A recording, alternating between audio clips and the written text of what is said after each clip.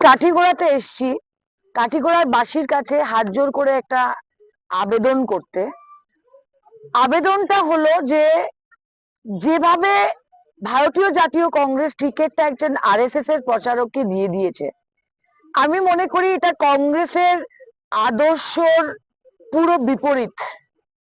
আর কাঠিগোড়াতে কমলাক্ষ দে পুরকাইস্ত আর অমরচন্দ জেনকে মানে ভোট দেওয়া মানে বিজেপিকে ভোট দেওয়া। তো আমি মানুষের কাছে এটাই অ্যাপিল করছি, আমি একজন যোগ্য প্রার্থী দিয়েছি। এবার কাঠিগোড়া বাসীকে চিন্তা করতে হবে যে এই কংগ্রেস কোথায় ছিল যখন বিজেপি এসআর এর সময় মানুষের নাম কাটছিল। তৃণমূল কংগ্রেস আমি একা ফাইট করেছি, আমি বিজেপির এগেনস্টে এফআইআর দিয়েছি। আজকে যে অমরচন্দ জেনকে ভারতীয় জাতীয় কংগ্রেস টিকিটটা দিল, আজ পর্যন্ত বিজেপি অমরচন্দ জেনকে ভারতীয় জনতা পার্টির থেকে বরখাস্ত করেনি। আর কংগ্রেস দলটা খারাপ না, কিন্তু কংগ্রেসের সিম্বলকে ব্যবহার করে আরএসএস এর ওরা জিতে আসবে। যদি এইবার মানুষ হাত চিহ্নতে কংগ্রেসে ভোট দিন, এই ভোটটা ডাইরেক্ট আরএসএস এ যাবে। এফআর লস্কর যোগ্য মানুষ, ওনাকে সুযোগ দিন।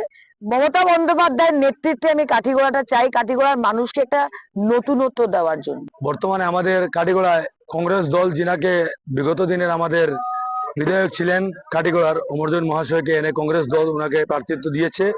আরো একজন উত্তর করিমগঞ্জের তিনবারের বিধায়ক কংগ্রেস থেকে হয়েছিলেন, ওনাকে বিজেপি দল এনে ওনাকে প্রার্থিত্ব প্রদান করেছে কাঠিগোড়ায়। তো আজকে আমাদের মা মাটি মানুষের সংগ্রাম, আমরা যে সংগ্রাম নিয়ে কাঠিগোড়া এসেছি, আমাদের দল, আমাদের কাঠিগোড়ার কৃতি সন্তান, আমাদের প্রাক্তন এসিএস অফিসার ফজলুর রহমান মহাশয়কে আমাদের দল প্রার্থিত্ব দিয়েছে। কিন্তু আপনারা দেখেছেন কংগ্রেস দল যিনাকে টিকিট দিয়েছে, উনি কিন্তু আজকে হিন্দু এলাকায় ভ্রমণ করতে পারেননি। উনি শুধু মাইনরিটির ভোট বিভাজনের জন্য নেতৃত্ব দিয়েছেন এবং মাইনরিটি ভোট বিভাজনের কাজ চালিয়ে যাচ্ছেন। আপনারা নিশ্চয়ই দেখেছেন বিগত দিনে উনি বাগান এলাকায় গিয়েছিলেন, ওনাকে জনতা দাঁড়াবার মতো জায়গা দেয়নি। তার কারণ হচ্ছে উনার নেতৃত্বকালে উনি ওদেরকে সবাইকে কাঠিগোড়াবাসীকে শোষণ করে ওনার রাজস্থানে নিয়ে সম্পদের পাহাড় গড়ে তুলেছেন।